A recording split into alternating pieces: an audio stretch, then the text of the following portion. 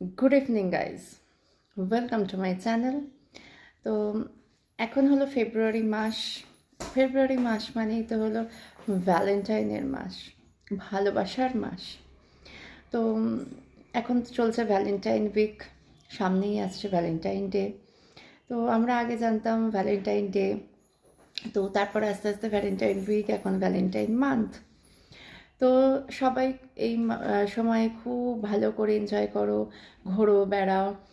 আর সরস্বতী পুজো তো চলেই গেল, তো সেটাই হচ্ছে আমাদের বাঙালির ভ্যালেন্টাইন ডে।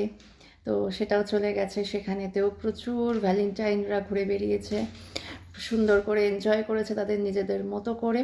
আবার এখন চলছে ভ্যালেন্টাইন উইক বা ভ্যালেন্টাইন মান্থ, যাই বলো না কেন। রোজ ডে, প্রপোজ ডে, কত কিছু চলছে। তো এই করতে করতে টেডি ডে, চকলেট ডে, তো এইভাবে করতে করতে তারপরে হচ্ছে ভ্যালেন্টাইন ডে। এখন আবার শুনছি ভ্যালেন্টাইন ডেটা 14 তারিখে শেষ হয়ে যাচ্ছে না, তারপরেও চলছে। মানে তারপরে একটু একটু করে আবার অশান্তি হচ্ছে হচ্ছে হচ্ছে হচ্ছে স্ল্যাপ ডে, হ্যানাতে ট্যানাতে করতে করতে ব্রেকআপ ডে পর্যন্ত হচ্ছে। আবার তারপরে আবার নতুন করে আবার ভ্যালেন্টাইন খোঁজার ব্যাপার চলছে। যাই হোক, সবাই সবাইয়ের মতো করে সুন্দর করে দিনগুলোকে এনজয় করো।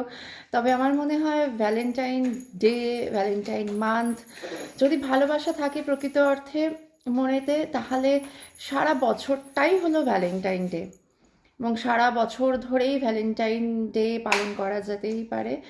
তো যাই হোক, সবাই খুব ভালো থাকো, মজায় থাকো, খুশিতে থাকো, আর সুন্দর করে এই স্পেশাল ডেগুলোকে পালন করো, আর মনে ভালোবাসা রাখো, শান্তি রাখো।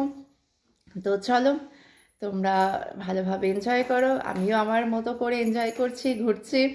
তো যাই হোক, এখনকার মতো এখানে, টাটা।